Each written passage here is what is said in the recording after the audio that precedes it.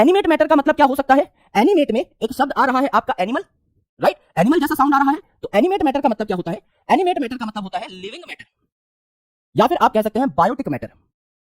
और living matter और biotic matter में आपका क्या क्या आ रहा होगा? आपके जितने भी प्लांट्स हैं वो सारे आ रहे होंगे, ये भी जिंदा है, लिविंग है। आपके जितने भी एनिमल्स हैं ये आ रहे होंगे, ये भी जिंदा है, लिविंग है। आपके जितने भी माइक्रो ऑर्गेनिजम्स हैं ये भी आ रहे होंगे, ये भी जिंदा है, लिविंग है। और इन एनिमेट में क्या आ रहा होगा? ऐसी चीजें जो कि एनिमेट नहीं है उसे इन एनिमेट कहा जाएगा। यानी यहां पर आप क्या लिख सकते हो? यहां पर आप लिख सकते हो ऑल नॉन लिविंग मैटर। यहां आप लिख सकते हो all non living matter slash आपका अबायोटिक मैटर। इसको हम लोग क्या कहते हैं? इसको हम लोग कहते हैं इनएनिमेट मैटर। इसमें क्या आएगा? सब कुछ आएगा जो हमारा बचा हुआ है, ये पेन, ये बोर्ड, सब कुछ आ सकता है हमारा। अर्ली मैन ने इसमें क्या क्या डाला था? विंड यानी हवा, सी यानी समुद्र या पानी, फायर यानी आग, इन सबको अर्ली मैन ने इनएनिमेट मैटर में डाला था। एनसीईआरटी के चैप्टर स्टार्ट होने से पहले कुछ डिटेल दी हुई है, वो डिटेल हमें कहती है कि इनएनिमेट और एनिमेट मैटर में दुनिया में जितनी भी चीजें हैं उनको बांटा गया। एनिमेट मैटर में सारी लिविंग चीजें आई, जैसे कि आपका plants, animals and microbes, and आपका यहां पर इन द इनएनिमेट मैटर वो सारी चीजें आई जिनमें खुद की जान नहीं है, जो कि आपकी अबायोटिक कहलाती हैं। अगर आप यहां पर एक शब्द पे फोकस करें तो वो शब्द है बायो। बायोटिक मैटर हम लोग उस मैटर को कह रहे हैं जिसमें खुद की जान है। और हम लोग यहां पर सब्जेक्ट कौन सा पढ़ रहे हैं? बायोलॉजी पढ़ रहे हैं। हम लोग क्या पढ़ रहे हैं? बायोलॉजी पढ़ रहे हैं। तो क्या आप इस शब्द को रिलेट कर सकते हो विद योर सब्जेक्ट? बिल्कुल रिलेट कर सकते हो। बायोलॉजी में बायो का मतलब क्या होता है? बायोलॉजी में बायो का मतलब क्या होता है? लाइफ और लिविंग ऑर्गेनिजम्स। और लॉजी का मतलब हमेशा क्या होता है मेरे दोस्त, मेरे भाई? लॉजी का मतलब हमेशा क्या होता है? स्टडी। यानी अगर आप लिविंग ऑर्गेनिजम्स की स्टडी कर रहे हो तो वो आप किस सब्जेक्ट के अंदर कर रहे होगे? वो आप बायोलॉजी नाम के सब्जेक्ट के अंदर कर रहे होगे। अगर मैं एक लिविंग ऑर्गेनिज्म हूं तो मेरे अंदर कुछ प्रोसेसेस हो रहे हैं, मेरे अंदर कुछ गतिविधियां हो रही हैं, और उन सारी गतिविधियों को भी मैं आपका बायोलॉजी के अंदर ही पढ़ता हूं। यानी चाहे लिविंग ऑर्गेनिजम्स हो या लिविंग ऑर्गेनिजम्स के अंदर होने वाले प्रोसेसेस हो, इनको भी मैं बायोलॉजी में ही पढ़ता हूं। All together with living processes, all together with living processes. यानी लिविंग ऑर्गेनिज्म हो चाहे लिविंग ऑर्गेनिज्म में होने वाले प्रोसेसेस हो, जैसे डाइजेशन है, रिप्रोडक्शन है, ये सब हम किसमें पढ़ते हैं? बायोलॉजी में ही पढ़ते हैं। आप 11th क्लास में ह्यूमन फिजियोलॉजी पढ़ोगे, डाइजेशन है, breathing and exchange of gases है, बॉडी फ्लूइड एंड सर्कुलेशन है, excretory products and there elimination है, लोकोमोशन एंड मूवमेंट है। ये सारी चीजें क्या है? प्रोसेस ही तो है। इसको भी हम बायोलॉजी में पढ़ते हैं। यानी चाहे ऑर्गेनिज्म का ज्ञान हो चाहे ऑर्गेनिज्म के अंदर की बातें हो, ये सारी चीजें आपको बायोलॉजी में पढ़नी होती हैं। This is about animate and inanimate matter. नाम से ही चीजों को तोड़ते हुए चलेंगे। एनिमेट मतलब एनिमल से मिलता जुलता यानी लिविंग, इनएनिमेट मतलब एनिमल से अपोजिट यानी नॉन लिविंग। यहां तक सब लोगों को बात समझ में आई? एक बार तारा in the chat section please. यहां तक सब लोगों को बात समझ में आई कि हम लोग किस बारे में चर्चा कर रहे हैं? क्या एनिमेट और इनएनिमेट मैटर सब लोगों को समझ में आ गया? डिफरेंस लिख सकते हो? बिल्कुल लिख सकते हो। आगे चलते हैं हमारे सेकंड टॉपिक के ऊपर, जो है anthropocentric view and biocentric view. Sir क्या ये एनसीईआरटी में है? ये भी एनसीईआरटी में है। एंथ्रोपोसेंट्रिक व्यू और बायोसेंट्रिक व्यू क्या होता है ये भी हम लोग सिर्फ नाम से ही तोड़ लेंगे मेरे दोस्त। बायोसेंट्रिक व्यू, बायो का मतलब क्या था? अभी हमने देखा, बायो का मतलब था लिविंग। यानी दुनिया में जितने भी लिविंग ऑर्गेनिजम्स हैं उनको आप एक समान नजर से देख रहे हो, उनको आप इक्विवेलेंटली ट्रीट कर रहे हो, then that is biocentric view. और ये बहुत ही ज्यादा इंपॉर्टेंट व्यू है, क्योंकि जब आप हर ऑर्गेनिज्म को समान नजरों से देखोगे, जब आप हर ऑर्गेनिज्म को समान इज्जत दोगे, तो ऑर्गेनिज्म के बारे में आप ज्यादा डिटेल में जान पाओगे। अगर आप अपने ही घमंड में रहोगे, अगर आप अपने ही अहम में रहोगे कि हाँ भाई हम ही सब कुछ है, ह्यूमंस आर द सुपीरियर, और आप बाकी चीजों पे रिसर्च नहीं करोगे, तो आपको ये कभी नहीं पता लगेगा कि माचिस की तिल्ली किस लकड़ी से सबसे अच्छी बन सकती है। आपको ये कभी नहीं पता लगेगा कि दुनिया के सर्वश्रेष्ठ मसाले आपको कौन से पौधों से मिल सकते हैं। आपको ये कभी नहीं पता लगेगा कि कौन सी ऐसी लकड़ी है जिससे बेस्ट फर्नीचर बन सकता है। आपको ये कभी नहीं पता लगेगा कि कौन से ऐसे पौधे हैं जिनसे बेस्ट एरोमा निकल सकता है, परफ्यूम्स निकल सकते हैं, क्योंकि आप खुद में ही सड़ते रहोगे और आप बाहर की दुनिया पे रिसर्च नहीं कर पाओगे। इसीलिए ये जो बायोसेंट्रिक व्यू है, it is very important. It treats all species present on earth equally. Earth पे यानी पृथ्वी पर जितनी भी स्पीसीज पाई जा रही हैं उन सबको इक्वली ट्रीट करने का यहां पर हम लोगों को ज्ञान मिलता है। इसे बायोसेंट्रिक व्यू कहा जाता है। और अगर आप सब ऑर्गेनिजम्स को बराबर ट्रीट करोगे तो आप हमारी बायोडाइवर्सिटी को ज्यादा बेहतर समझ पाओगे। आप आसपास के ऑर्गेनिजम्स पे ज्यादा रिसर्च करोगे तो आपको हमेशा कुछ ना कुछ बेहतर मिलता रहेगा। बढ़िया मेडिसिन मिलती रहेंगी, बढ़िया मसाले मिलते रहेंगे, बढ़िया परफ्यूम्स मिलते रहेंगे, बढ़िया क्रॉप मिलते रहेंगे, राइट? इसीलिए यहां पर क्या होगा? It will increase our knowledge of biodiversity. ये बायोडाइवर्सिटी के बारे में हमारी नॉलेज को बढ़ा देगा व्यू। एंड देयरफॉर हम लोग यहां पर क्या लिख सकते हैं? Therefore it's a better view. ये बायोलॉजी पढ़ने का एक बेटर तरीका है। It's a better view. हम चाहते हैं कि हर ऑर्गेनिज्म को समान इज्जत मिले। अगर आप मधुमक्खी की इज्जत नहीं करोगे, अगर आप चींटी की इज्जत नहीं करोगे, तो आप भी सर्वाइव नहीं कर पाओगे। अगर मधुमक्खियां इस धरती पे से गायब हो गई तो उसके कुछ साल बाद ही ह्यूमंस भी गायब हो जाएंगे। Our survival depends upon a small bee. हमारा एक छोटी मक्खी से बहुत कुछ लेना देना है, और यही चीजें तो हम इकोसिस्टम में पढ़ते हैं। जब आप 12th क्लास में जाओगे, जब आप इकोसिस्टम पढ़ोगे, तो आप क्या पढ़ते हो वहां पर? कि अलग अलग ऑर्गेनिजम्स एक दूसरे के साथ इंटरेक्ट करते हैं और अपनी एनवायरमेंटल कंडीशंस के साथ भी इंटरेक्ट करते हैं। यानी लिविंग ऑर्गेनिजम्स आपस में भी इंटरेक्ट कर रहे हैं और अपने नॉन लिविंग अबायोटिक एटमॉस्फेयर से भी इंटरेक्ट कर रहे हैं, तब जाके एक फंक्शनल यूनिट बनती है जिसको इकोसिस्टम कहा जाता है, और तब जाके प्रोडक्टिविटी स्टार्ट होती है, तब जाके जीवन तैयार होता है। अगर हम छोटे छोटे ऑर्गेनिजम्स को भाव नहीं देंगे, उनको बहुत छोटा और तुच्छ समझेंगे, तो हम लोग विकास नहीं कर पाएंगे, हम लोग डेवलपमेंट नहीं कर पाएंगे, इनफैक्ट जिंदा भी नहीं रह पाएंगे। इसीलिए बायोसेंट्रिक अप्रोच बहुत इंपॉर्टेंट है। Second important thing, anthropocentric approach. Anthropocentric मतलब ह्यूमन सेंट्रिक। यहां पर आदमी अपनी अपनी चलाता है, बस यहां पर ये चाहता है कि भाई मुझे हर चीज का क्रेडिट मिले, मैं सुपीरियर रहूं, तो ह्यूमन यहां पर खुद को सुपीरियर कंसीडर करता है। Humans consider themselves, human consider themselves superior। और ह्यूमन जब खुद को सुपीरियर कंसीडर करता है तो जाहिर सी बात है बाकी सारे ऑर्गेनिजम्स को वो ध्यान नहीं देता, तो अपने आसपास की बायोडायवर्सिटी को नहीं समझ पाता, तो सिर्फ लिमिटेड प्रोग्रेस हो पाती है हमारी बायोलॉजिकल नॉलेज में, क्योंकि हमने खुद के बाहर कुछ देखा ही नहीं, हम सिर्फ अपने ही घमंड में रहे, तो there will be limited progress in our biological knowledge. और इसीलिए ये एक अच्छा व्यू नहीं माना गया, therefore it was not a good view, है ना, therefore it was not a good view. Anthropocentric एक गुड व्यू नहीं है। एक इवेंट हुआ था हाल ही में जिसमें भारत के बहुत चर्चे हुए थे, और वो बायोसेंट्रिक व्यू से कहीं ना कहीं रिलेटेड है। क्या आप बताना चाहोगे कि उस इवेंट का नाम क्या था? एक इवेंट हुआ था भारत में अभी, बहुत बड़ा इवेंट था, बहुत बड़ा समिट था, और वो कहीं ना कहीं बायोसेंट्रिक व्यू को सपोर्ट कर रहा है। क्या आप बता सकते हो उस इवेंट का नाम क्या है? G20? Absolutely correct. G20 summit था, उसका जो टैगलाइन था वो क्या था? वसुधैव कुटुंबकम। यानी ये पूरा अर्थ जो है, ये पूरी पृथ्वी जो है, ये सारा संसार जो है, ये एक परिवार है, और अगर ये पूरी पृथ्वी एक परिवार है तो इसके अंदर पाए जाने वाला हर लिविंग ऑर्गेनिज्म एक परिवार का सदस्य हुआ, मेंबर हुआ। तो यहां पर किसी को भी छोटा नहीं समझना चाहिए। हर ऑर्गेनिज्म की अपनी अपनी इंपॉर्टेंस है, और वो इंपॉर्टेंस आप तब जान पाओगे जब आप सामने वाले इंडिविजुअल को, सामने वाली स्पीसीज को एक मौका दोगे। अगर आप मौका ही नहीं दोगे, अगर आप सामने वाले को खुद से बहुत छोटा समझोगे, तो आप उसका रियल पोटेंशियल कभी एनालाइज नहीं कर पाओगे। ये है आपका anthropocentric view and biocentric view. नाम से ही तोड़ लिया, पढ़ने की कोई जरूरत नहीं है। एंथ्रोपो मतलब ह्यूमन सेंट्रिक, यानी यहां ह्यूमन को बहुत ज्यादा ऊंचा दिखाया जाता है, बाकी स्पीसीज को उसके टक्कर का नहीं माना जाता। और बायोसेंट्रिक व्यू, बायो मतलब कंप्लीट लिविंग ऑर्गेनिजम्स को सेंटर पे रखा गया है, सबको बराबर इज्जत दी गई है। ये है आपका बायोसेंट्रिक व्यू। अगला है वर्टिकल एंड हॉरिजॉन्टल सिमिलैरिटीज। ये चीज आपके सेल साइकिल में भी काम आएगी, cell the unit of life में भी काम आएगी, जेनेटिक्स में भी कंप्लीट काम आएगी, और एनसीईआरटी की चीज है। आराम से सुनना, वर्टिकल एंड हॉरिजॉन्टल सिमिलैरिटीज क्या होती है। हम भैया शादी करा दे रहे हैं रिंकी की, है ना। रिंकी कौन है? मेरा घर का नाम रिंकू है, तो मैं हमेशा जब भी कोई एग्जांपल लेता हूं तो always take example of Rinki Rinku, correct, जिससे मेरे ऊपर केस ना हो जाए। कहीं किसी और का नाम लिया और कोई हो गया ऑफेंड तो भैया दिक्कत हो जाएगी। ये है रिंकी देवी, राइट। रिंकी देवी को यहां पर हम लोगों ने बना लिया है, और रिंकी देवी की शादी हो जाती है रिंकू भैया से, ठीक है। रिंकी देवी की शादी हो जाती है रिंकू भैया से, तो रिंकू भैया के स्पाइक्स बना देते हैं, है ना। आदमी औरत में थोड़ा सा फर्क कर देते हैं, जिससे हमें पता लग जाए कौन सा मेल है कौन सा फीमेल है। ये है हमारे रिंकू भैया।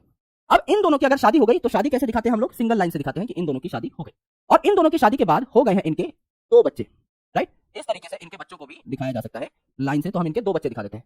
पहले समझ लीजिए यहां पर हुआ एक लड़का, तो हम यहां पर एक लड़का दिखा देते हैं, है ना।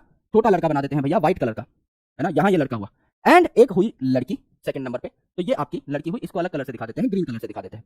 ये है एक छोटा सा परिवार। यहां हमने एक न्यूक्लियर फैमिली बना दी है, जहां है मम्मी पापा बेटा और बेटी, करेक्ट।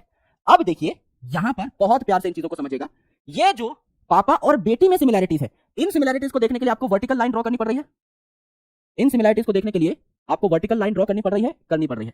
तो इन दोनों में, यानी पापा में और बच्चों में, या मम्मी और बच्चों में जो सिमिलैरिटी है, ये आप ऐसे लाइन ड्रॉ करके दिखा सकते हो। इन्हें क्या कहा जाता है? Vertical similarities. इन्हें आप क्या कह सकते हो? Vertical similarities.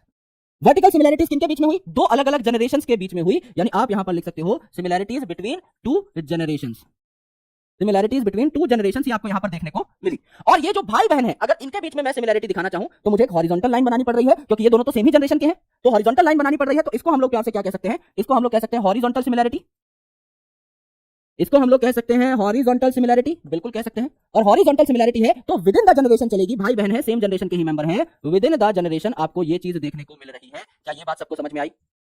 बहुत सिंपल कॉन्सेप्ट है, लेकिन आपको जेनेटिक्स में भी ये कंसेप्ट इस्तेमाल करना होगा, राइट। समझ में आई भाई? अगर आप 2 जनरेशंस को कंपेयर कर रहे हो, तो 2 जनरेशंस में से एक जनरेशन को आपने यहां बना रखा है, एक जनरेशन को यहां, तो वर्टिकल लाइन ड्रॉ करनी पड़ेगी इनके बीच में सिमिलैरिटी दिखाने के लिए। It is vertical similarity. और यहां मेरे दोस्त, आप अगर सेम जनरेशन में ही सिमिलैरिटीज कंपेयर कर रहे हो तो हॉरिजॉन्टल लाइन ड्रॉ करनी पड़ी। This is horizontal similarity. अगर ये क्वेश्चन घुमाकर पूछा जाए तो क्या आप इसे कह सकते हैं बिटवीन 2 जनरेशन ये सिमिलैरिटी है, तो क्या आप इसे कह सकते हैं इंटर जनरेशन?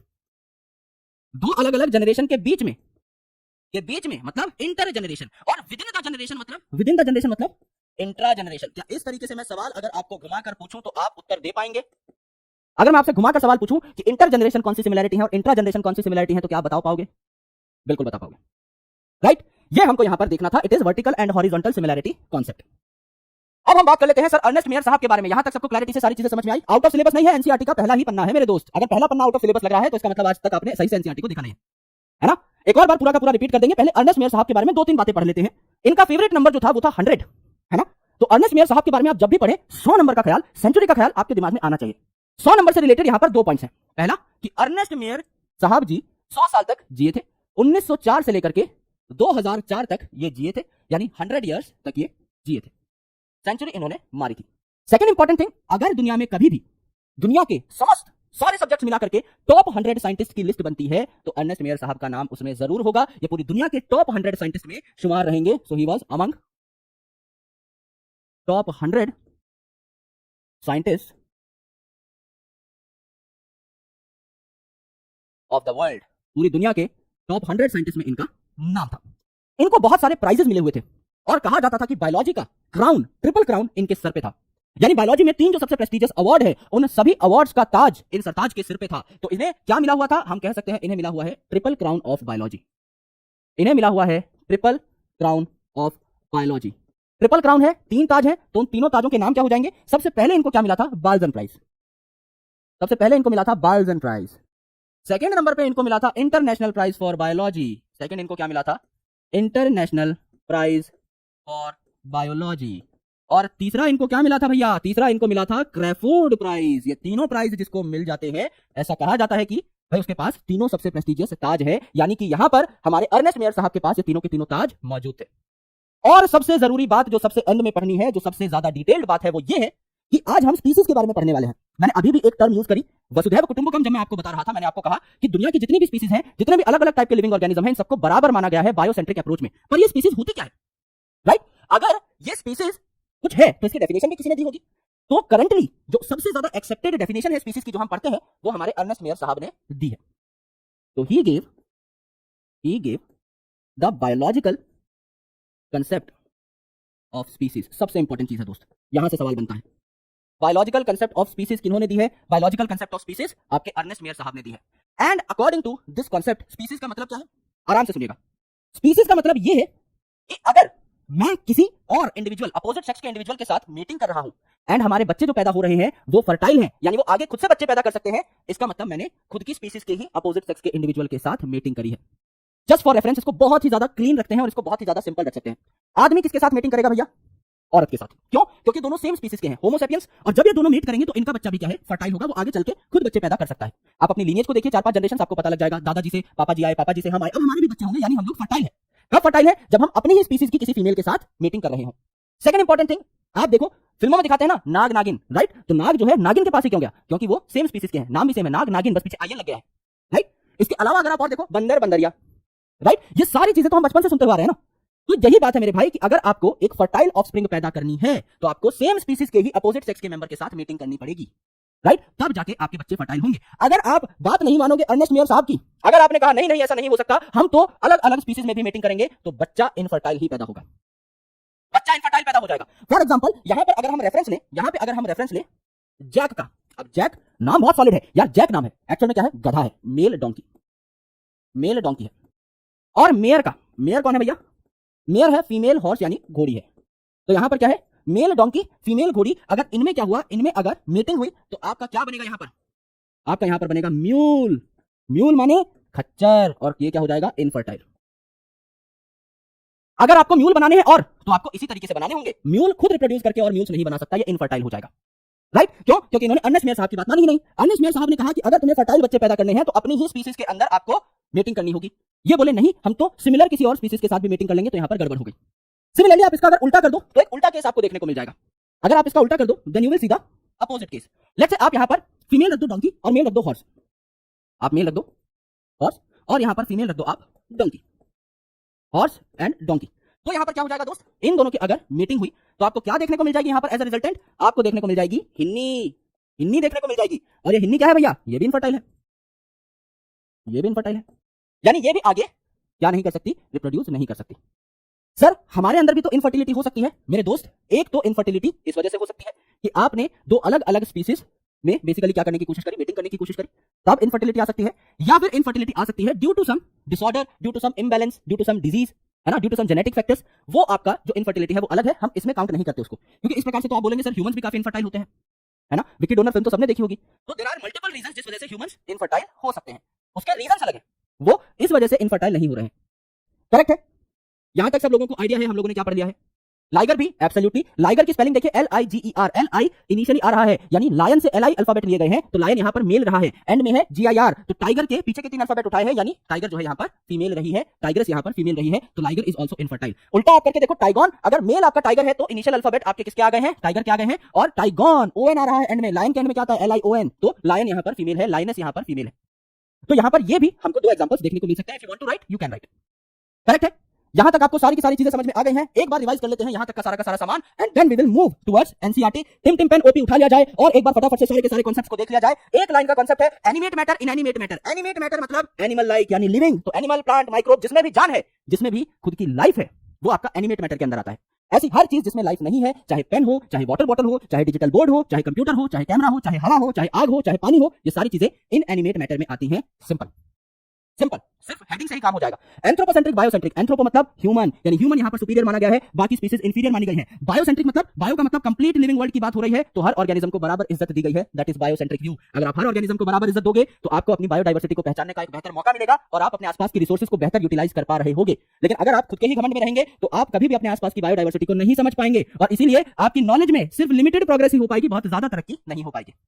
यह anthropocentric view, biocentric view. Vertical similarities, horizontal similarities. Mummy बच्चे से कितनी सिमिलर है, पापा बच्चे से कितने सिमिलर है, यहां वर्टिकल लाइन ड्रॉ करी तो वर्टिकल सिमिलैरिटीज, यानी 2 जनरेशंस के बीच की सिमिलैरिटी।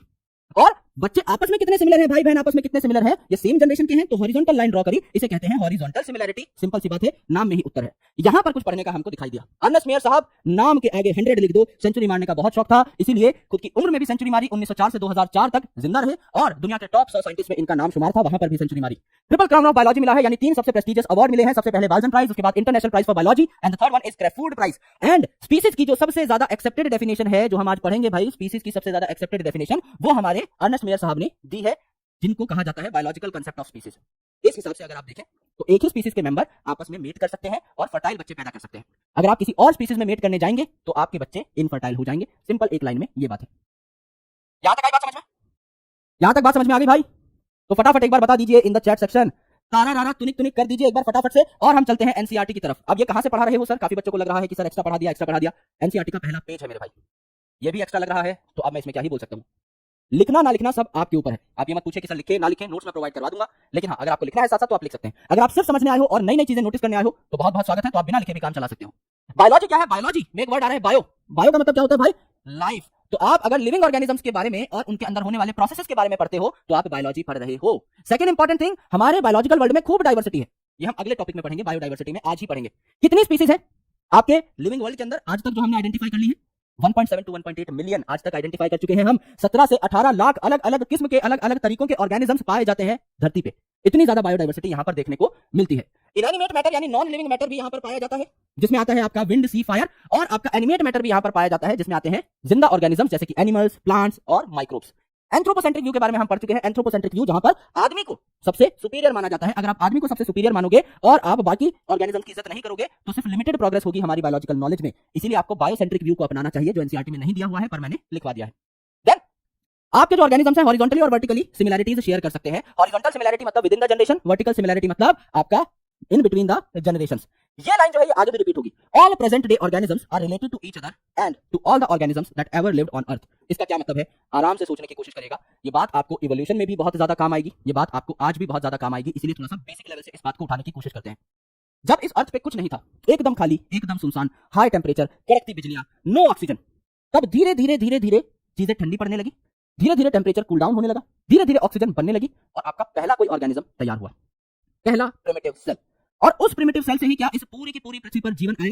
यस, उस प्रिमिटिव सेल ने डिवाइड करना शुरू किया और सेल्स बनाने स्टार्ट किए, और उन सेल्स ने अलग अलग कंडीशन में अपने आप को इवॉल्व करना स्टार्ट कर दिया।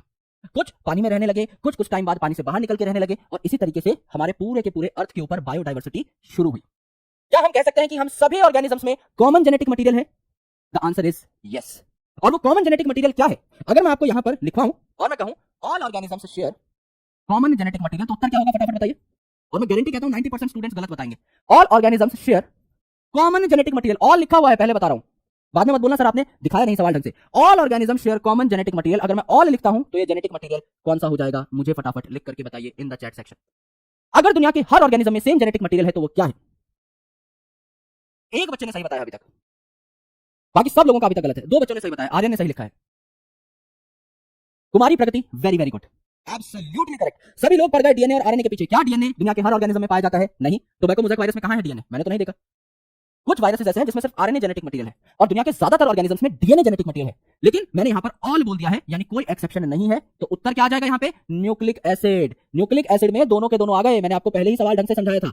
न्यूक्लिक एसिड में दोनों के दोनों आ गए, आपका राइबोज न्यूक्लिक एसिड यानी आरएनए और आपका डीऑक्सी राइबोज न्यूक्लिक एसिड यानी आपका डीएनए, दोनों के दोनों यहां पर आपके आ गए। मानते हो? इसलिए उत्तर क्या हो जाएगा? Nucleic acid. सवाल को प्यार से सुनो, सवाल को आराम से समझो और उसके बाद अपना उत्तर लिखो, जिससे कि उत्तर कभी गलत ना हो। लेकिन ये जो जेनेटिक मटेरियल है, क्या ये सब में सच में ही एक जैसा है?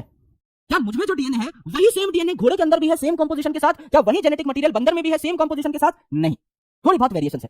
जैसे कि घोड़ा हो सकता है मुझसे 7% डिफरेंट हो, बंदर हो सकता है मुझसे 5% डिफरेंट हो, लेकिन डिफरेंसेस मिलेंगे। यानी हम सबके अंदर न्यूक्लिक एसिड जेनेटिक मटेरियल है, लेकिन इसका जो सीक्वेंस है ये एक्जैक्टली सेम नहीं है। 100% सेम जेनेटिक मटेरियल नहीं हो सकता। इसीलिए आप क्या कहते हैं? Genetic material varies in all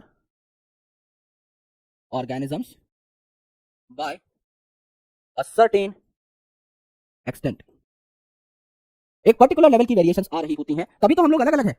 अगर हमारे अंदर एकदम 100% सेम जेनेटिक मटेरियल होता तो हम सब लोग एक होते। इनफैक्ट आपके और मेरे जेनेटिक मटेरियल में भी चेंजेस है। हम लोग सेम स्पीसीज के मेंबर हैं, आप भी होमो सैपियन हो, मैं भी होमो सैपियन हूं, फिर भी हम दोनों के बीच में डिफरेंस है। कितना डिफरेंस है? 0.1% डिफरेंस है, लेकिन डिफरेंस तो है। और 0.1 डिफरेंस होने के बावजूद भी आप और मैं कितने डिफरेंट हैं दोस्त? कितने ज्यादा डिफरेंट है। दुनिया के हर ह्यूमन बीइंग की शक्ल अलग है, बात करने का तरीका अलग है, अकल अलग है, काम करने का तरीका अलग है। ये सब सिर्फ 0.1% डिफरेंस के कारण हो रहा है। तो जब आप बहुत सारे ऑर्गेनिजम्स को देखते हो जिनमें काफी ज्यादा अल्टरेशंस होती है, तो आपको ये लिविंग वर्ल्ड इतना प्यारा और इतना डाइवर्स दिख रहा होता है। राइट, बहुत बढ़िया। चलिए, ये है हमारा एनसीईआरटी का पेज 1। डार्विन साहब के बारे में चर्चा कर लेते हैं। डार्विन साहब है ना, इनको डार्विन ऑफ 20th सेंचुरी कहा जाता था। सबसे इंपॉर्टेंट लाइन है, क्यों कहा जाता था अर्नेस्ट मेयर साहब को Darwin of 20th century? Darwin साहब कौन थे? इवोल्यूशन चैप्टर में आपको पता लगेगा। एचएमएस बिगल नाम की एक बोट थी जिसके ऊपर बैठ करके गए थे गैलापागोस आइलैंड और देखी थी वहां पर डार्विनियन फिंचेस, काले काले कलर की छोटी छोटी चिड़िया, जिनको बाद में डार्विनियन फिंचेस कहा गया डार्विन साहब के नाम पर, और उन्होंने थ्योरी ऑफ इवोल्यूशन दी। कौन सी थ्योरी ऑफ इवोल्यूशन दी? फटाफट बताइए, कौन सी थ्योरी ऑफ इवोल्यूशन डार्विन साहब ने दी? यानी कि डार्विन साहब इवोल्यूशन पे रिसर्च कर रहे थे, इसीलिए वो एक इवोल्यूशनरी बायोलॉजिस्ट थे। हमारे जो अर्नेस्ट मेयर साहब थे ये भी कुछ कम नहीं थे, ये भी इवोल्यूशन पे रिसर्च करते थे और इतनी तगड़ी रिसर्च करते थे कि इनका कंपैरिजन इवोल्यूशन के भगवान से किया गया, डार्विन साहब से किया गया। इनको डार्विन ऑफ 20th सेंचुरी बोला गया। आप चाहो तो आप लिख सकते हो, बाकी एनसीईआरटी में सारा डेटा है ही। नेचुरल सिलेक्शन है ना, सर्वाइवल ऑफ द फिटेस्ट। अगर आप फिटेस्ट हो, नखरे नहीं दिखा रहे, अपने काम में लगे हुए हो, तो नेचर आपका पीठ ठोकेगी आकर के, वेरी गुड, और आपको आगे बढ़ा देगी। अगर आप नखरे दिखाते हो, अगर आप जो रिसोर्सेज आपके पास है उसमें सर्वाइव नहीं करते, तो नेचर लात मार के आपको भगा देगा और आप एक्सटिंक्ट हो जाओगे। और ये थ्योरी हर जगह एप्लीकेबल है, आपके नीट एग्जामिनेशन के लिए भी एप्लीकेबल है। करेक्ट। चलिए भैया, इन्होंने currently accepted definition of species दी थी, जिसे बायोलॉजिकल कंसेप्ट ऑफ स्पीसीज कहा गया। ठीक है, जो हम समझ चुके हैं अच्छे तरीके से। 3 प्राइज थे इनके पास, जिनको मिला जुलाकर कहा गया ट्रिपल क्राउन ऑफ बायोलॉजी। आपका Balzan prize, international prize for biology and Crafoord prize, ये हम लोग डिस्कस कर चुके हैं। अब ये बात तो एनसीईआरटी से पहले की है, अभी तो हमने चैप्टर शुरू भी नहीं किया।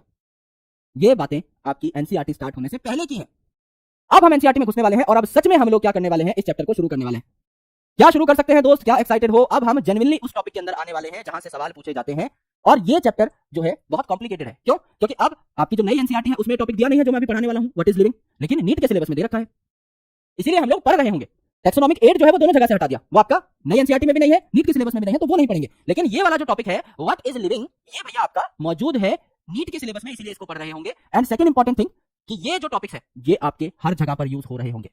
सेल बायोलॉजी पढ़ाऊंगा आपको 2 लेक्चर बाद, वहां पर भी आज के कंसेप्ट यूज करूंगा। आपको सर जेनेटिक्स पढ़ा रहे होंगे, वहां पर भी यूज कर रहे होंगे। इकोलॉजी पढ़ा रहे होंगे, वहां पर भी यूज कर रहे होंगे। मैं रिप्रोडक्शन जब आपको पढ़ा रहा हूंगा प्लांट किंगडम के अंदर, तब भी मैं यूज कर रहा हूंगा। There are a lot of places जहां पर आज के कंसेप्ट यूज होंगे, इसलिए मैं इस चैप्टर को पढ़ाने में 1 मिनट की कंजूसी भी नहीं कर रहा, वरना आपको पता है ये सबसे छोटा चैप्टर है। एंड सेकंडली अब तो और रिड्यूस हो गया है, टैक्सोनॉमिक एड हट चुकी है, तो कराने को तो मैं 2 घंटे में भी करा सकता था, लेकिन फिर भी हम इतनी जान इसीलिए लगा रहे हैं क्योंकि हम लोग आगे इन कॉन्सेप्ट्स को लिंक करेंगे और मैं आपको एक एक क्वेश्चन इस चैप्टर से बनता हुआ दिखा दूंगा। राइट, चलिए मेरे दोस्त, स्वागत करते हैं हमारे चैप्टर के पहले मेन टॉपिक का, जिसका नाम है इंट्रोडक्शन टू लिविंग वर्ल्ड। और आपका भी इस लिविंग वर्ल्ड में स्वागत है। लिविंग वर्ल्ड मतलब पूरा का पूरा अर्थ, जिसमें बहुत सारे लिविंग ऑर्गेनिजम्स हैं। ये लिविंग ऑर्गेनिजम्स अलग अलग टाइप के हैं, इसीलिए आने वाले चैप्टर्स में हम इनको क्लासिफाई कर रहे होंगे डिफरेंट कैटेगरीज में। कुछ ऐसे ऑर्गेनिजम्स हैं जो प्लांट हैं, कुछ ऐसे ऑर्गेनिजम्स हैं जो एनिमल्स हैं, कुछ ऐसे ऑर्गेनिजम्स हैं जो प्रोकैरियोट हैं, बैक्टीरिया हैं, कुछ ऐसे ऑर्गेनिज्म हैं जो यूकैरियोट तो हैं, जिनमें वेल डिफाइंड न्यूक्लियस तो है, मेम्ब्रेन बाउंड ऑर्गेनेल्स तो हैं, पर एक ही सेल है। ऐसे अलग अलग ऑर्गेनिजम्स के बारे में हम चर्चा कर रहे होंगे। ये सारे लिविंग वर्ल्ड के मेंबर्स हैं। आप अपने आसपास जो भी चीज देखते हो जो जिंदा है वो लिविंग वर्ल्ड का एक मेंबर है। तो लिविंग वर्ल्ड अगर आप देखें तो it is very diverse. Living world is very diverse. Very diverse मतलब डाइवर्सिटी यहां पर बहुत ज्यादा है। बहुत सारे ऑर्गेनिजम्स ऐसे हैं जो आज तक हमने खोज निकाले हैं। इनका टोटल नंबर क्या है? 1.7 to 1.8 million species are been identified till date. आज तक हम इतनी ज्यादा स्पीसीज को आइडेंटिफाई कर चुके हैं। आज तक हम इतनी ज्यादा स्पीसीज के बारे में जान चुके हैं। इनका नाम हम रजिस्टर में नोट कर चुके हैं। और 1.7 to 1.8 मिलियन है। इसको अगर आप आराम से लिखना चाहें, इसको अगर आप इजी तरीके से लिखना चाहें, हमारी भाषा में लिखना चाहें, तो क्या हो जाएगा? 17 से 18 लाख अलग अलग टाइप के ऑर्गेनिजम्स। 17 से 18 लाख अलग अलग टाइप के ऑर्गेनिजम्स। हम लोग कितने हैं? 7 बिलियन के मार्क को हम लोग बहुत पहले क्रॉस कर चुके थे। 8 बिलियन को भी क्रॉस कर चुके हैं। यानी इस पूरी धरती पे 800 करोड़ ह्यूमन बींग्स हैं और हम सबको मिलाकर के एक स्पीसीज ही गिना जाएगा, होमो सेपियन। इतने सारे ऑर्गेनिजम्स सोच के देखो, 17 से 18 लाख डिफरेंट टाइप के ऑर्गेनिजम्स। इनका नंबर कितना ज्यादा होगा? एक डेटा आया था पहले कि एक ह्यूमन बीइंग के ऊपर 1 मिलियन बी होनी चाहिए, यानी मक्खियां होनी चाहिए अलग अलग प्रकार की। अगर एक ह्यूमन बीइंग के ऊपर आपकी 1 लाख से 10 लाख मक्खियां होनी चाहिए, तो आप गिन के देख लो 800 करोड़ तो ह्यूमन बीइंग है। मक्खियों का नंबर कितना चला गया? ट्रिलियंस में चला गया। इतना ज्यादा आपको यहां पर डाइवर्सिटी देखने को मिलती है। इतना कॉम्प्लेक्स है लिविंग वर्ल्ड। और दुनिया में कुछ तो ऐसे ऑर्गेनिज्म है जिनको आप नेकेड आई से देख ही नहीं सकते, right? There are a lot of organisms that we can't even see with naked eyes, that we can't even see with naked eyes। हम लोग इनको naked eyes से देख ही नहीं सकते। तो भैया किस चीज से देखेंगे? हम लोग इनको किस चीज से देख रहे होंगे? we can see them via microscope, we can see them via microscope। और ऐसी चीजें जिनको देखने के लिए माइक्रोस्कोप का इस्तेमाल करना पड़े, उन ऑर्गेनिजम्स को हम लोग क्या कहते हैं? ऐसी चीज जिनको देखने के लिए माइक्रोस्कोप का इस्तेमाल करना पड़े, इनको हम क्या कहते हैं? माइक्रोब्स या माइक्रो ऑर्गेनिजम्स कहते हैं।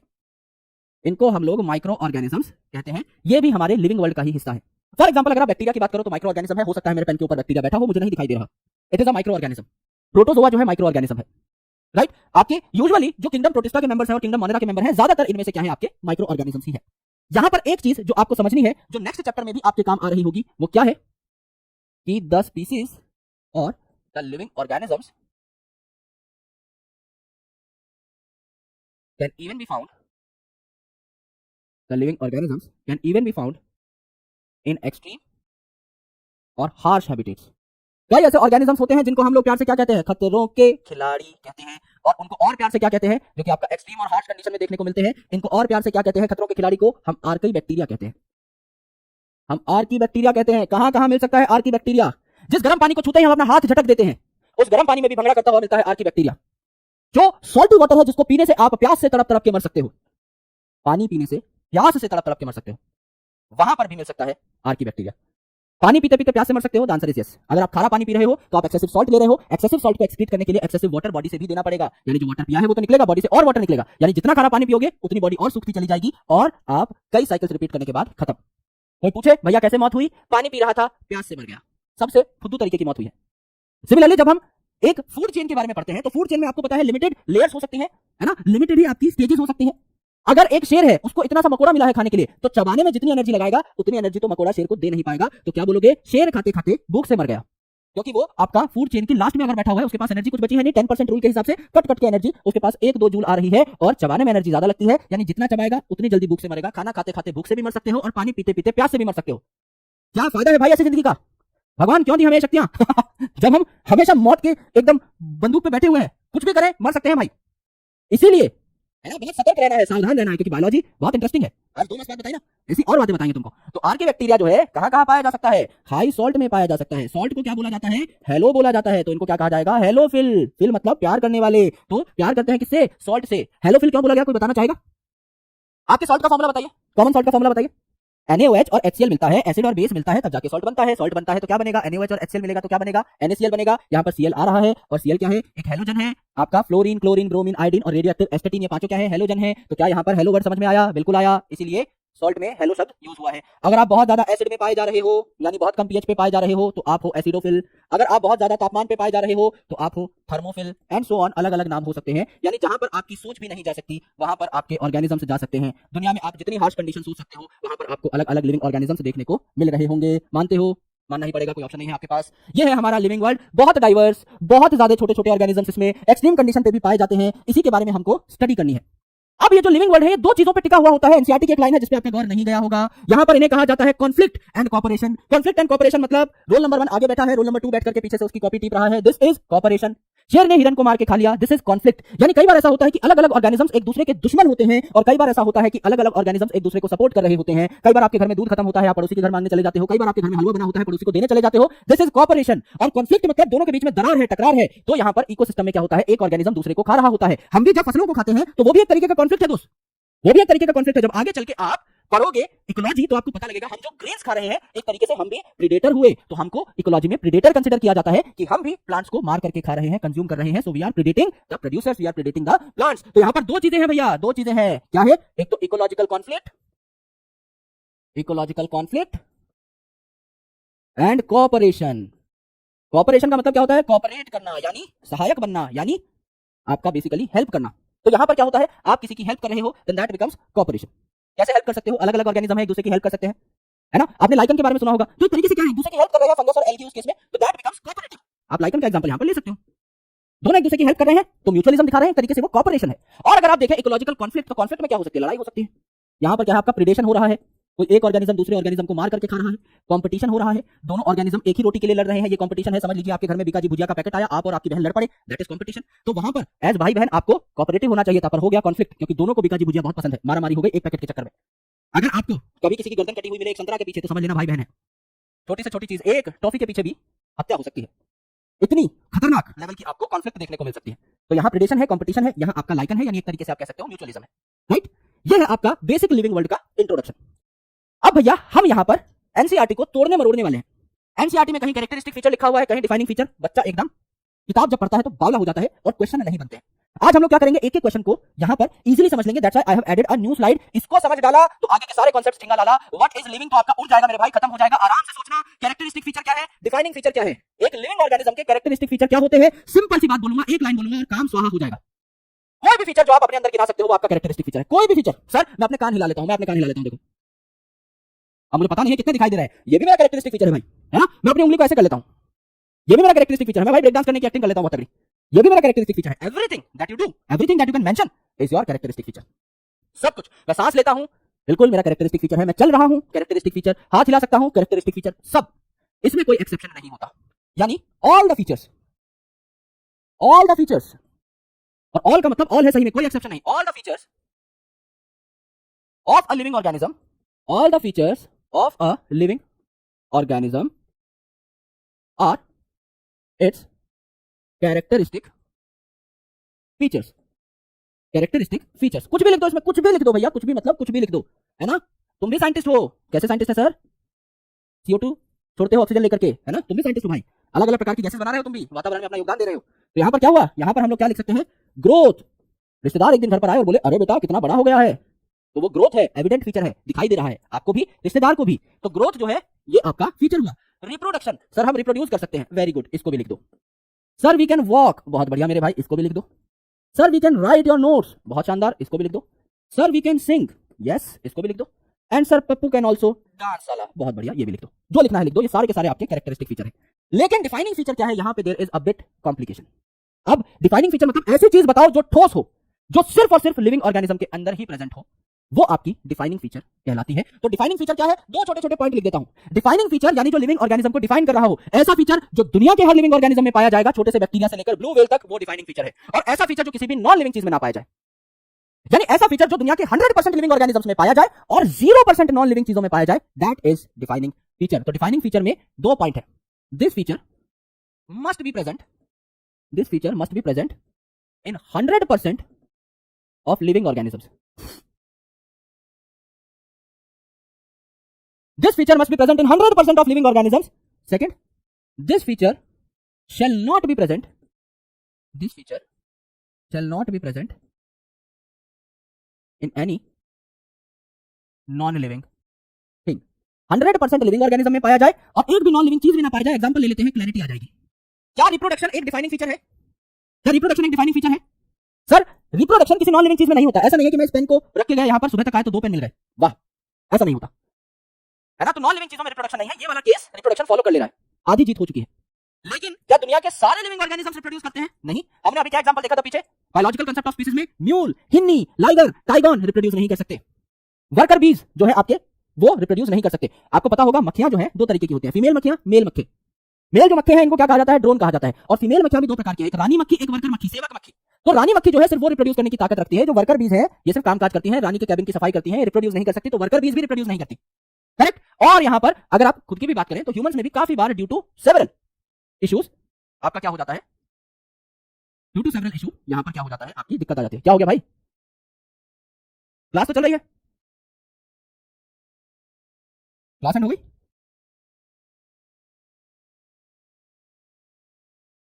भाई मेरे में तो क्लास चल रही है।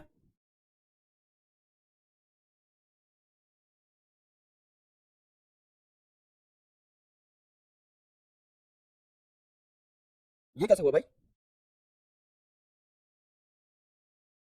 ओके, क्लास एंड कैसे हो गई दोस्त?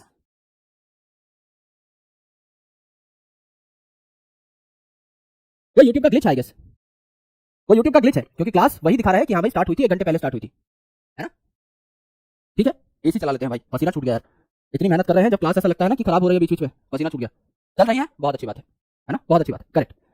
अब देखिए यहाँ पर must be present in 100% of living organism, तो सब में तो रिप्रोडक्शन नहीं हो रहा है, कुछ एक्सेप्शन है, तो रिप्रोडक्शन डिफाइनिंग फीचर नहीं है। यहाँ पर उत्तर में क्या आ जाएगा? मेटाबॉलिज्म। क्या आपकी बॉडी में रिएक्शंस हो रहे हैं? बिल्कुल हो रहे हैं। क्या दुनिया के हर ऑर्गेनिज्म में रिप्रोडक्शन हो रहे हैं? बिल्कुल हो रहे हैं। तो जाहिर सी बात है मेटाबॉलिज्म हर लिविंग ऑर्गेनिज्म में हो रहा है, starting from bacteria to a blue whale, और किसी भी नॉन लिविंग चीज में नहीं हो रहा। सेकंड इंपॉर्टेंट थिंग यहां पर आपका क्या आ जाएगा? कॉन्शियसनेस। कॉन्शियसनेस, दुनिया का हर ऑर्गेनिज्म कॉन्शियस है, अपने बॉडी में होने वाले चेंजेस को सेंस कर सकता है, बिल्कुल कर सकता है। And the third critical thing is cellular organisation. क्या दुनिया के हर लिविंग ऑर्गेनिज्म में सेल होना चाहिए? मेरे भाई अगर कोई लिविंग ऑर्गेनिज्म ऐसा है या कोई ऑर्गेनिज्म ऐसा है जिसमें सेल है तभी उसे लिविंग बोला जाएगा, अगर सेल नहीं तो लाइफ नहीं, सिंपल सी बात है, राइट? तो cellular organisation is very very important, is very very critical. यहां पर हमें बात समझ में आई। डेफिनेशन अगर कोई बोलेगा लिखने को तो लिख दोगे। कैरेक्टरिस्टिक फीचर क्या है? जितने भी फीचर है एक लिविंग ऑर्गेनिज्म में सारे ही कैरेक्टरिस्टिक फीचर होते हैं। और डिफाइनिंग फीचर की अगर आप बात करें तो डिफाइनिंग फीचर वो है जो 100% लिविंग ऑर्गेनिज्म्स में पाया जा रहा हो, या जो एक भी नॉन लिविंग चीज में ना पाया जा रहा हो। ये दोनों कंडीशन जब सेटिस्फाई होंगी तब आप उसे डिफाइनिंग फीचर बोलोगे। For example metabolism her living organism में है और किसी नॉन लिविंग चीज में नहीं है। कॉन्शियसनेस हर लिविंग ऑर्गेनिज्म में है, किसी नॉन लिविंग चीज में नहीं है। सेल्यूलर ऑर्गेनाइजेशन आपका क्या है? हर लिविंग ऑर्गेनिज्म में है, किसी नॉन लिविंग चीज में नहीं है। तो सेल्यूलर ऑर्गेनाइजेशन भी क्या हो गया? आपका डिफाइनिंग फीचर हो गया। करेक्ट है? एंड हो गया है यार, मेरी क्लास तो सही चल रही है।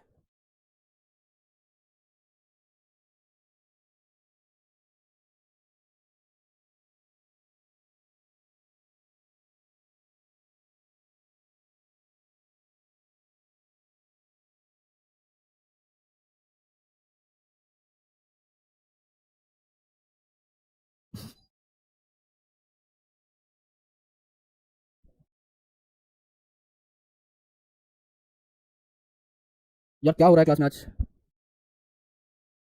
अब ma'am actually there is an issue in live class, बीच बीच में ऐड आ रहे हैं जिस वजह से क्लास कट जा रही है, मतलब बीच से कट जा रही है। हालांकि I am present in the class और मेरे सिस्टम में कोई ग्लिच नहीं है, बट स्टिल मतलब बीच में क्लास एंड हो रही है बार बार और फिर रीस्टार्ट हो जा रही है। तो आप एक बार चेक करेंगे मैम क्लास में? जी जी जी मैम प्लीज। जी श्योर। एक बार डिस्कशन करते हैं। एवरीथिंग इज फाइन, पर पता नहीं यार क्लास क्यों कट रही है, और काफी सारे स्टूडेंट्स जा भी चुके हैं, विच इज वेरी डिसहार्टनिंग, क्योंकि इतनी मेहनत से पढ़ा रहे थे यार, है ना? तो ऐसा अच्छा नहीं लग रहा मुझे भी कि किसी टेक्निकल ग्लिच की वजह से या यूट्यूब की बेवकूफ की वजह से हमारी क्लास जो है कैंसिल हो जाए। ऐसा बिल्कुल भी सही नहीं है ना? चलो, ऑटोमेटिक एड्स हैं जिसकी वजह से क्लास दिक्कत दे रही है, थोड़ा सा समझ लेते हैं भाई क्या सीन है। ठीक है, क्लियर है? अब स्टार्ट करें। अब कैरेक्टरिस्टिक फीचर और डिफाइनिंग फीचर के बीच का डिफरेंस आप देख चुके हैं। क्या हम अब एक एक फीचर को यहां पर डिकोड करना स्टार्ट करें? बिल्कुल डिकोड करना स्टार्ट कर सकते हैं। पहला जो हमारा फीचर है इसका नाम क्या है? ग्रोथ। जैसा मैंने बताया कि ये जो ग्रोथ है ये अपने आप में ही एक एविडेंट फीचर है। एविडेंट मतलब दिखाई देने वाला फीचर। अगर आप बचपन में जब पैदा हुए थे तो इतने से थे और अब इतने बड़े हो गए हो, तो क्या ये कॉन्स्पिक्यूअस फीचर है? बिल्कुल कॉन्स्पिक्यूअस फीचर है, दिखाई देता है, एविडेंट फीचर है, इसको छुपाया नहीं जा सकता। और ये जो ग्रोथ है ये हर लिविंग ऑर्गेनिज्म में होता है। तो पहला तो डिफाइनिंग फीचर का क्राइटेरिया ये क्रॉस कर चुका है। तो आप लिख सकते हैं all living organisms grow. All living organisms grow. लेकिन इस ग्रोथ के भी दो तरीके हैं। ऑल लिविंग ऑर्गेनिजम्स ग्रो, और इस ग्रोथ के भी दो तरीके हैं। इन्हें हम कहते हैं ट्विन कैरेक्टरिस्टिक्स ऑफ ग्रोथ। यानी दो चीजें हैं जिनमें से एक भी हो गई तो आप कहोगे हाँ भैया ग्रोथ हो रही है, इन्हें हम ट्विन कैरेक्टरिस्टिक्स ऑफ ग्रोथ कहते हैं। पहली चीज जो है ट्विन कैरेक्टरिस्टिक्स की, ये क्या है? इंक्रीज इन मास। किसी चीज का अगर वजन बढ़ रहा है तो आप कहोगे भाई वो ग्रो करी है। और दूसरा जो आपका क्राइटेरिया है, यह increase in number of individuals. अगर नंबर ऑफ इंडिविजुअल्स बढ़ रहे हैं तो आप इसको भी क्या बोलेंगे? इसको भी आप क्या बोल रहे होंगे? ग्रोथ बोल रहे होंगे। फॉर एग्जाम्पल यहां पर आपका एक सेल है, ये एक सेल डिवाइड होकर के दो सेल बना रहा है, दो सेल डिवाइड होकर के फिर क्या बना रहे हैं? सेल्स का गुच्छा बना रहे हैं, एंड सो ऑन। तो सेल्स क्या कर रहे हैं? बार बार बार बार डिवाइड कर रहे हैं। यार मेरी तरफ से ना लेक्चर एकदम करेक्ट है, आप लोग बहुत ज्यादा स्पैम कर रहे हो, तो मुझे पता नहीं है कि लेक्चर में क्या चल रहा है, and I am getting distracted. मैं खुद एक बार चैनल पे जाके चेक कर लेता हूँ भाई क्या चल रहा है। 6 मिनट हुए हैं इस लेक्चर को, 6 मिनट दिखा रहा है अकॉर्डिंग टू ग्लिच। सिर्फ 6 मिनट का लेक्चर ही दिखा रहा है यार। आप एक बार चेक करके बताइए क्या पूरा लेक्चर दिखा रहा है आपको 2 घंटे का, मतलब जितना भी टाइम हुआ है, 1 घंटा 10 मिनट का, क्या पूरा लेक्चर दिखा रहा है?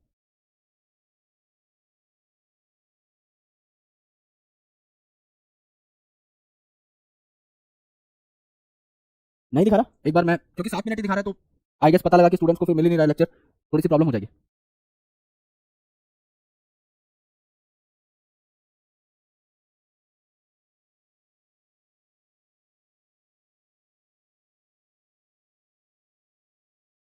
एक बार मैं टीम से कोऑर्डिनेट कर लेता हूँ जिससे कि थोड़ा सही रहे लेक्चर। 7 मिनट का ही दिखा रहा है, मेरे यहाँ भी 7 मिनट का ही दिखा रहा है।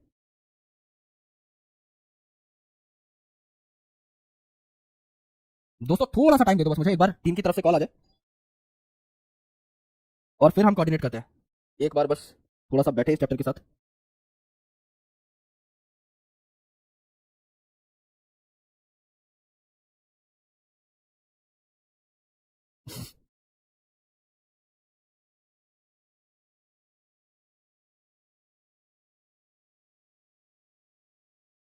जी मैम, जी मैम, आपने चेक किया प्लीज?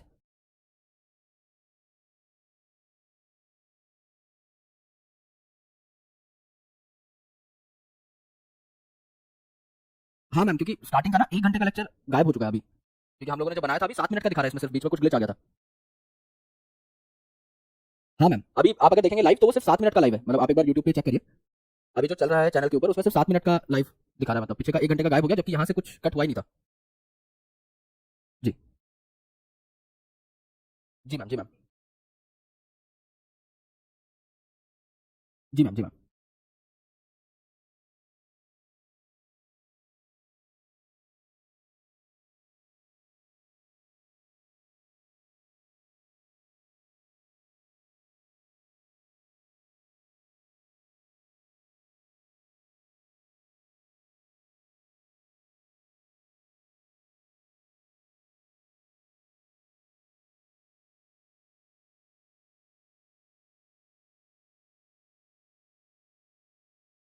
क्या किया जाए दोस्तों? 73 मिनट्स दिखाई दे रहा है। ओके, बीच बीच में क्योंकि यहाँ पे कुछ ग्लिच आ रहा है, मतलब मेरे को सिर्फ 7 मिनट का दिखाई दे रहा है सेटअप के ऊपर भी। Fine now, fine,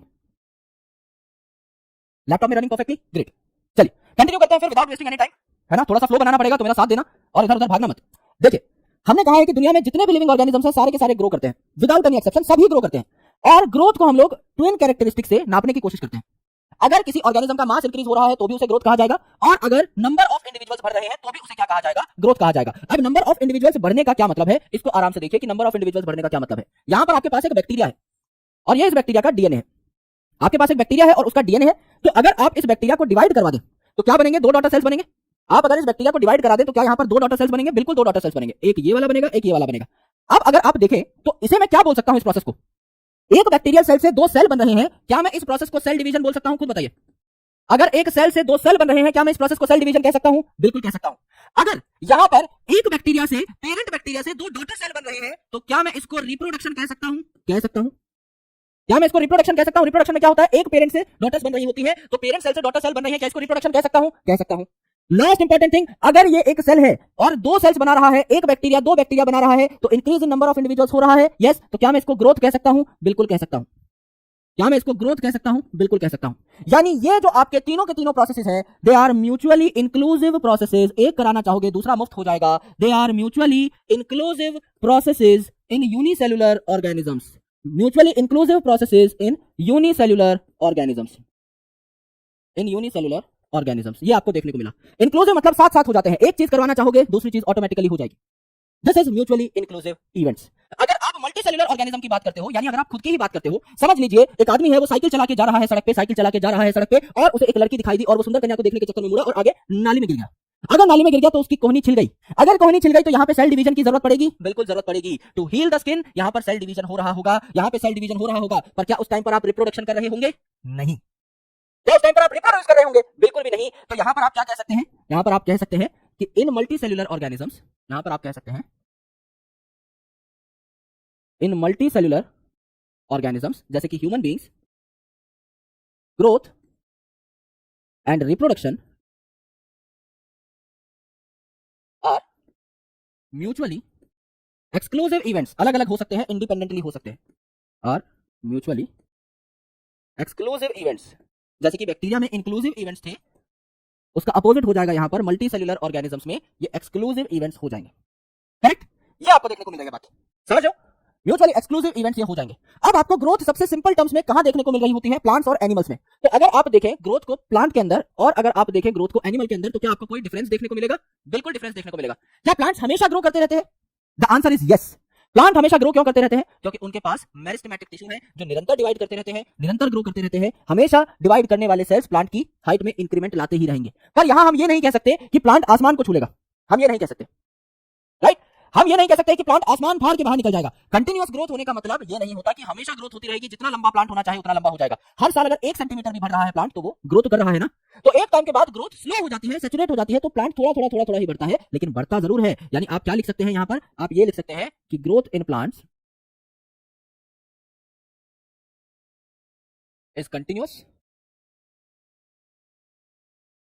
and it occur through out life. सदाबहार ग्रोथ होती रहती है, it occur through out their life, हमेशा होती रहती है। लेकिन अगर आप एनिमल्स की बात करें, तो क्या एनिमल्स में हमेशा ग्रोथ होती रहती है? क्या आप 20-25 साल के होने के बाद ग्रो करेंगे? नहीं करेंगे। तो यहां पर एनिमल्स में the growth occur only up to a certain age, growth occur only up to a certain age. सिर्फ एक उम्र तक ही आपकी क्या हो सकती है? ग्रोथ हो सकती है, उसके बाद ग्रोथ नहीं हो सकती। कुछ चुनिंदा सेल्स हैं जो डिवाइड कर सकते हैं बॉडी के अंदर फॉर रिपेयर पर्पस। जैसे आपकी कोहनी छिल जाए, तो अगर बुढ़ापे में भी कोहनी छिलेगी तो भी तो आपकी क्या होगी? तो भी तो आपकी ग्रोथ होगी ना वहां पे, मतलब ग्रोथ इन द सेंस आपकी सेल की ग्रोथ होगी ना, सेल डिवाइड कर रहे होंगे। तो अगर आप देखें तो यहां पर a few cells can divide for repair and healing purpose, for repair and healing purpose आपके सेल क्या कर सकते हैं? डिवाइड कर सकते हैं। मानते हो? मानना ही पड़ेगा। अगर आप देखें तो ग्रोथ आप किसे कह सकते हैं? अगर आप देखें तो ग्रोथ आप किसे कह सकते हैं मेरे भाई? ग्रोथ आप कह सकते हैं जब नंबर ऑफ इंडिविजुअल्स बढ़ रहे हो और जब मास बढ़ रहा हो। क्या मास सिर्फ लिविंग चीजों का ही बढ़ सकता है? क्या नॉन लिविंग चीजों का मास नहीं बढ़ सकता? बिल्कुल बढ़ सकता है। अगर आप यहां पर एग्जांपल देखें तो यहां पर आपको क्या देखने को मिल रहा है? एक माउंटेन देखने को मिल रहा है। ये जो माउंटेन है इसके ऊपर हो चुका है स्नोफॉल। इसके ऊपर अगर स्नोफॉल हो चुका है तो बर्फ की पट्टी बन जाएगी इस पहाड़ के ऊपर, बिल्कुल बन जाएगी। और ये बर्फ की पट्टी जो बनी है इससे क्या हो गया है? माउंटेन का मास बढ़ चुका है। Increase in mass of mountain due to accumulation of snow, due to accumulation of snow।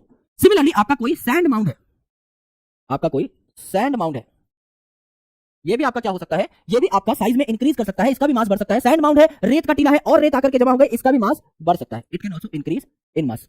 तो इंक्रीज इन मास को आप एक क्राइटेरिया मान रहे हो ग्रोथ का, और मेरे भाई इंक्रीज इन मास तो हर जगह पर हो सकता है, नॉन लिविंग चीजों में भी हो सकता है। तो हमने क्या कहा था? हमने ये कहा था कि डिफाइनिंग फीचर आप लिविंग ऑर्गेनिज्म का सिर्फ उसे कहोगे जो 100% लिविंग ऑर्गेनिज्म में हो रहा हो और एक भी नॉन लिविंग चीज में ना हो रहा हो। यहां क्या ग्रोथ 100% लिविंग ऑर्गेनिज्म में हो रही है? यस। और क्या किसी नॉन लिविंग चीज में भी ग्रोथ हो सकती है? यस। आपको अपनी आंखों के सामने देखने को मिला, नॉन लिविंग चीजों में भी ग्रोथ हो सकती है। That's why growth is a non defining feature. Growth is a non defining feature जो आपको यहां पर देखने को मिल रहा है। राइट? क्या हो गया भाई? आ रही है क्लास? फटाफट बताइए, सब कुछ चल रहा है सही?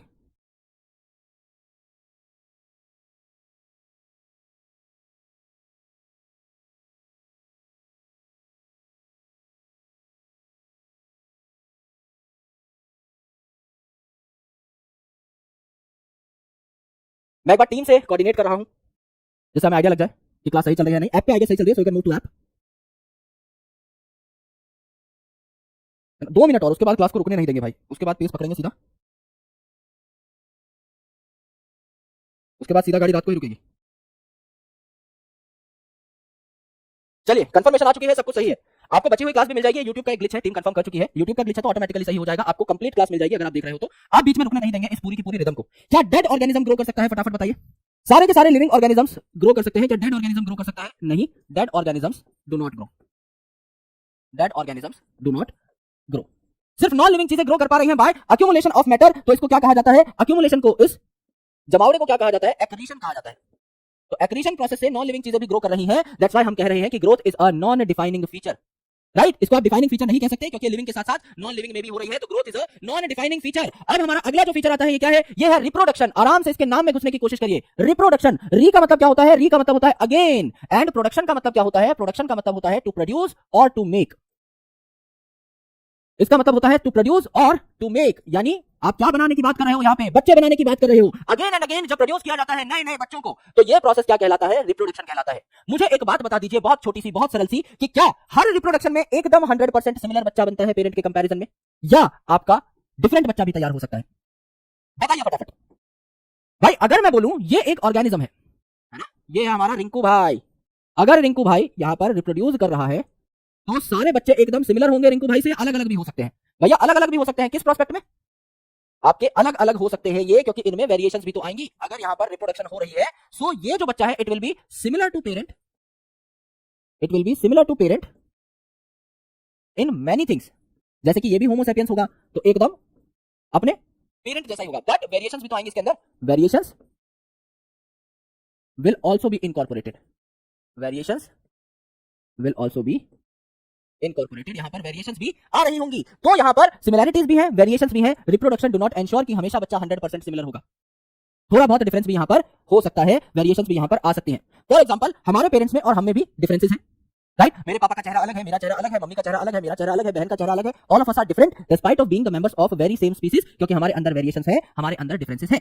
अलग अलग ऑर्गेनिजम्स जो हैं अलग अलग तरीके से रिप्रोड्यूस कर सकते हैं। बचपन से हम लोग पढ़ते हुए आ रहे हैं कि रिप्रोडक्शन दो टाइप का हो सकता है। कौन कौन सा? सेक्सुअल और असेक्सुअल। रिप्रोडक्शन दो टाइप का हो सकता है, आपका सेक्सुअल और आपका असेक्सुअल, दो प्रकार का हो सकता है। सेक्सुअल की दो खास बातें यहां पर लिख दीजिए। सेक्सुअल रिप्रोडक्शन अगर आप देखें तो यहां पर दो पेरेंट्स इन्वॉल्व होते हैं, यूजुअली मेल और फीमेल, तो आपके दो पेरेंट्स यहां पर इन्वॉल्व होते हैं, बिल्कुल होते हैं। और यहां पर वेरिएशंस आती है, बिल्कुल आती हैं। यहां पर बच्चे जो होंगे वो पेरेंट्स से थोड़े बहुत डिफरेंट हो सकते हैं, वेरिएशंस यहां पर आएंगी। अगर आप असेक्सुअल रिप्रोडक्शन की बात करें तो ये यूनिपेरेंटल होती है, एक ही पेरेंट यहां पर बच्चा बना सकता है, तो ऑब्वियसली आपको 100% सेम बच्चा देखने को मिलता है, जिसको प्यार से हम क्या कह रहे होते हैं? क्लोन कह रहे होते हैं। तो 100% सिमिलर होती है आपकी प्रोजेनी पेरेंट के कंपैरिजन में, इसको क्या कहा जाता है? क्लोन कहा जाता है। इसको क्या कहा जाता है? क्लोन कहा जाता है। यानी पेरेंट में और बच्चे में बिल्कुल भी आपकी यहां पर डिफरेंसेस नहीं है, एकदम सेम है ये क्लोन अपने पेरेंट से। किस किस एंगल में सेम है? मॉर्फोलॉजिकली भी सेम है। आप प्लांट का एक बीज बोइए, जिस प्लांट का बीज है सेम वैसा ही आपको प्लांट देखने को मिल जाएगा। और दूसरा जेनेटिक भी सिमिलरिटी है ना, जेनेटिक भी सिमिलरिटी है। अगर आपने रोज की एक डाली काट ली है ना, बीज तो चलो थोड़ा सेक्सुअल रिप्रोडक्शन में घुस जाएंगे हम लोग। अगर आपने गुलाब की एक डाली काटी है और उस गुलाब की डाली को जमीन में लगा दिया है, तो 100% सेम गुलाब का प्लांट आपको देखने को मिलेगा, क्योंकि असेक्सुअल रिप्रोडक्शन है। तो जाहिर सी बात है यहां पर आपकी जेनेटिक और मॉर्फोलॉजिकल सिमिलरिटीज आती है, इसको हम क्लोन कह रहे होते हैं। अगर आप अलग अलग असेक्सुअल रिप्रोडक्शन के एग्जांपल्स देखें तो what they are going to be. अगर आप असेक्सुअल रिप्रोडक्शन के एग्जांपल देखें तो फंगस कैसे रिप्रोड्यूस करता है? बताइए फंगस कैसे रिप्रोड्यूस करता है? फंगस रिप्रोड्यूस करता है बाय असेक्सुअल स्पोर्स। यहां पर क्या पाए जाते हैं? Millions of asexual spores. यहां पर पाए जाते हैं millions of asexual spores, millions of asexual spores. यहां पर अगर आप और एग्जांपल लेना चाहें, बैक्टीरिया, तो बैक्टीरिया कैसे डिवाइड करता है भाई? या अमीबा कैसे डिवाइड करता है? बैक्टीरिया अमीबा कैसे डिवाइड करेंगे? सीधा दो टुकड़े हो जाएंगे इनके, तो ये आपका बाइनरी फिजन कर रहे होंगे। एक ऑर्गेनिज्म के टूटने से दो ऑर्गेनिज्म बन रहे होंगे, क्या ये आपका बाइनरी फिजन कर रहे होंगे? बिल्कुल कर रहे होंगे। अगर आप ईस्ट को और हाइड्रा को देखो, तो ईस्ट और हाइड्रा क्या कर रहे होंगे? ईस्ट और हाइड्रा क्या कर रहे होंगे? बडिंग होती है ईस्ट में, बडिंग होती है हाइड्रा में, तो ये आपका बडिंग कर रहे होंगे, बिल्कुल बडिंग कर रहे होंगे। अगर आप प्लेनेरिया की बात करते हैं, जो कि एक फ्लैट वॉर्म है, प्लेटीहेल्मिंथ का मेंबर है, अगर आप प्लेनेरिया की बात करते हैं जो कि एक फ्लैट वॉर्म है, तो ये कैसे रिप्रोड्यूस करता है? ये जो आपका फ्लैट वॉर्म है ये ट्रू रीजनरेशन शो करता है, ये आपका ट्रू रीजनरेशन शो करता है, ट्रू रीजनरेशन शो करता है। यानी इस प्लेनेरिया के अगर आप तीन टुकड़े कर दोगे तो तीनों के तीनों टुकड़े नया प्लेनेरिया बना रहे होंगे। ट्रू रीजनरेशन ये शो करता है, फेक रीजनरेशन शो नहीं करता। True regeneration is important. इसके अलावा अगर आप देखें तो फ्रेगमेंटेशन कौन कौन कर सकता है? फ्रेगमेंटेशन कौन कर सकता है? एक ऑर्गेनिज्म है, उसको आप फ्रेगमेंट्स में तोड़ेंगे, हर फ्रेगमेंट नया ऑर्गेनिज्म बना पा रहा होगा। फ्रेगमेंटेशन कौन कर सकता है? F for fragmentation, F for fungus कर सकता है।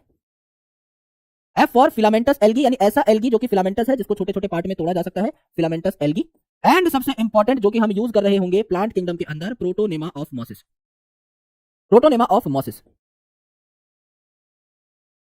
आपके ब्रायोफाइट्स जो हैं उनमें एक कैटेगरी है मॉसिस। तो ये मॉसिस जो है ये क्या करती हैं? ये आपका फ्रेगमेंटेशन शो करती हैं। इसकी भी जो प्रोटोनेमा स्टेज है, प्रिमिटिव स्टेज है, ये फ्रेगमेंटेशन शो करती है। प्रोटोनेमा ऑफ मॉसिस आपका कैसा दिखाई देता है? प्रोटोनेमा ऑफ मॉसिस आपका कुछ ऐसा दिखाई देता है, आराम से देखेगा।